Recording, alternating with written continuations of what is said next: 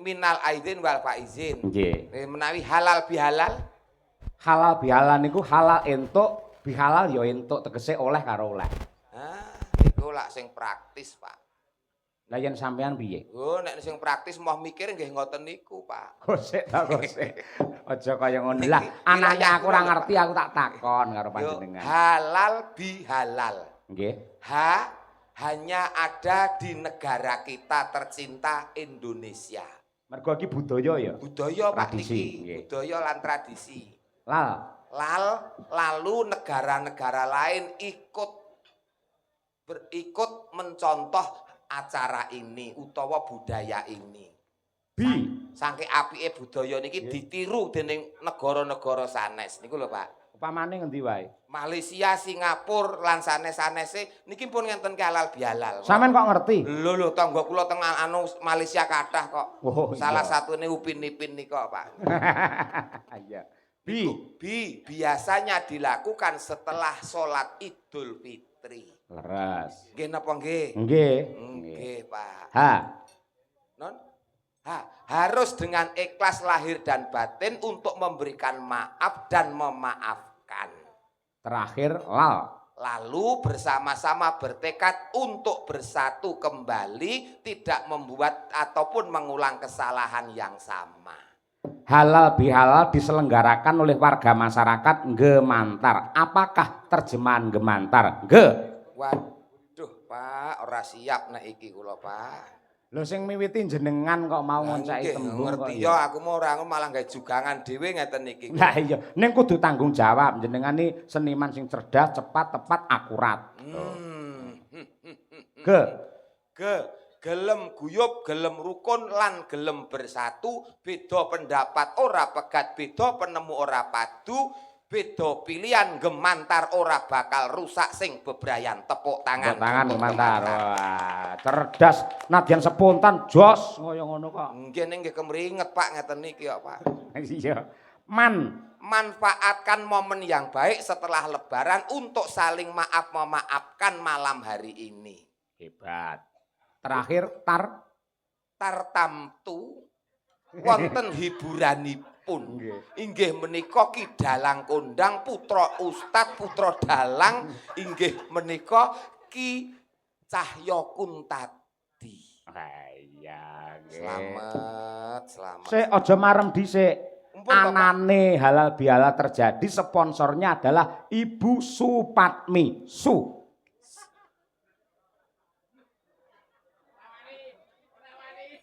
Supatmi sugih bondo niki ya sedulur ya kanca ya kadang lan mitra. Wah iya. Tak alon-alon tak hati-hati Pak mulih ben nggawa ndas Pak niki Pak. Iya. Pat lah dalah. Kudu iso. Iya nggih. Lah nganti ra iso ora sangoni jenengan mengke. Wah, kula tenang dalu niki wong mriki wilayah kula wis omah kula mulih ra sangoni ora masalah. Ora disangoni ora apa-apa? Ampun lunas kok Pak. Oh, Kur garek nglakoni niku. Tanggung jawab kok. Padamu warga masyarakat ibu mengabdikan diri dan mendedikasikan diri. Sik ora pati penak to. Ora pati penak. Padamu piye to? Ora kae penak ya dipenakke. Kaya lagu Pat kaya padamu ki dadi ibu untuk masyarakat ngoten lho Pak. Oh. Niku nek kula nek jenengan pate pripun Pak? Pak, nggih. Pat kuwi bubar telu lagi papat ngono. Mbok sing sae Pak niki garenge tralala lho Pak. Oh iya. Nggih. Cobi jenengan pripun, Pat? Nggih. Aja padahal, ayo. Aja melu-melu mburi lho, ayo. Pada hari ini ora oleh, ayo nggih. Pada umumnya wis enek sing muni mau pada umumnya, ayo. Apa ora beneran. Lah dituntut cerdas kok. Iya ning ngangge mikir to, Pak. Nggih. Pat niku PAD. Kene ora tak ngonokke iki ora cair iki. Oh, dadi per huruf. Nah, P. P apa? Petel, sambang, srawung, jagong kanggone masyarakat. A. Akhlaknya iso ditulodo kabeh warga masyarakate. D.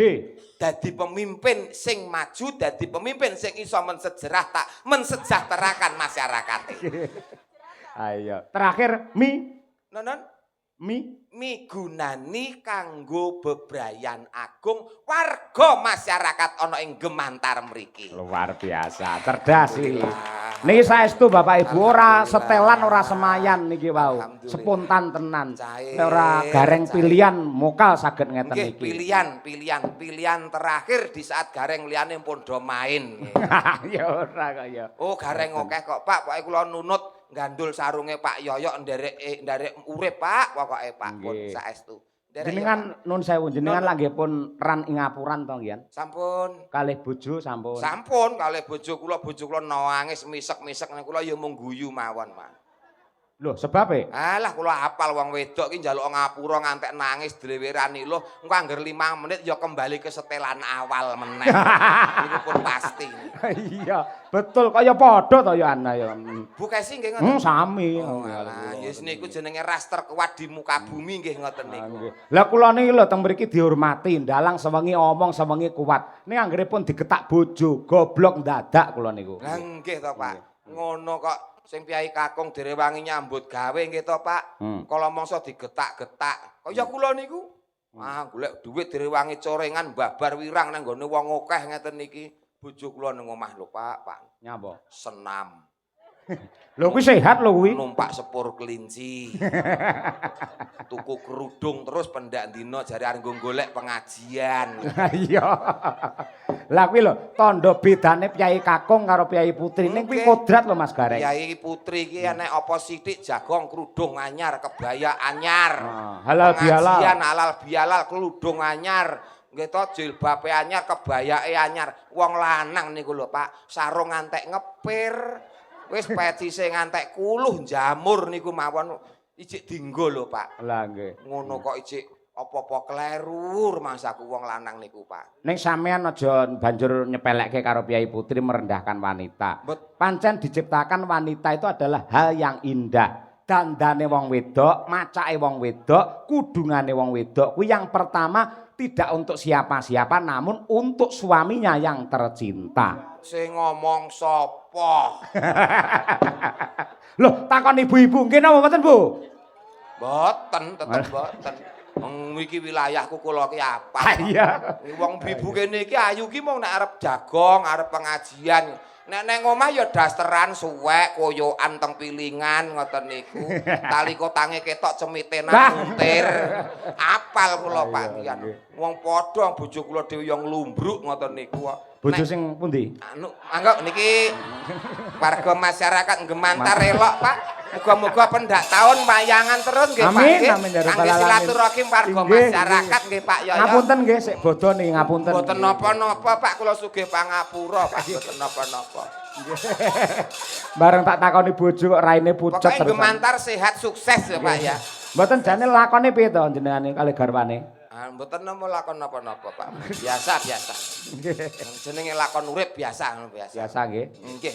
Disyukuri. Syukuri. Ning kula ningali teng napa niku teng WA jenengan pas story ngoten saiki kagungan joglo alhamdulillah. Pangestunipun Pak Ngene ku wong ki nek ngloro ati dadekke semangat nyambut gawe, rezeki dikumpulke, apa sing kepinginan iso dadi cita-citane kabulke. Amin. Ngoten kula kepik wis daus kula ora ndek bojo ora masalah, gitu. Nggih. Lah terus kula nglumpuk-lumpuk dhuwit kula mbangun joglo. Nggih napa sakniki? Nun Nggih napa joglone? nggih mung nggo tenguk-tenguk mawon Pak, wong mampu kok Pak. Waduh. Kula kok duwe joglo nggo latihan krawitan, nggo sanggar niku mboten kula. Wah, iya. Kaya wong butuh dhuwit kula mboten Pak. Terus dinggo les, dinggo anu sekolah siswa mboten ngen kula mboten. Cek to, pendopo nggen kula nika saka gurune nika ukurane selawenan. Ngene jenengan ketoke luwih gedhe kan? Luwih gedhe Pak nggen kula niku. Pinten nika? Nika 55 setengah, nggih setengah kok Pak nggen kula niku. Masalah niku jati ya. Jati ukiran men reng usuk diukir Pak. Masyaallah. Pangan rayap kok Pak. Sik tak ngaturi karo Bupatmi. Ayo. Anu Ibu Hajah Supatmi. Nggih Bu Hajah Songso Supatmi. Agung sing ngasta jejere adil wonten ing anu mriki Gemantar garwanipun ngoten lho Mas garwane Pak. Nek telepat kula nyuwun pangapunten nggih Pak. Mboten, ngeten lho Pak Lurah. Nggih. Niku nggih. Nggih. Kagungan Mbak Yu. Mbak Yu. Naminipun Bu Hajah Supatmi. Oh, berarti kleru catetanku. Berarti Bupatmi dudu Bu Lurah. Senes, Benten. Nak nuki nek njaluk keterangan sing cetha to Le. Iki kok. Kowe gur ngono tok 450 luput. Isin to Pak iki. Ah iya. Monggo dumateng Ibu Hajah Supatmi katuran minggah wonten pepanggungan. Piyayinipun menika budaya Mas Gareng. Estu budaya. Lah nek ora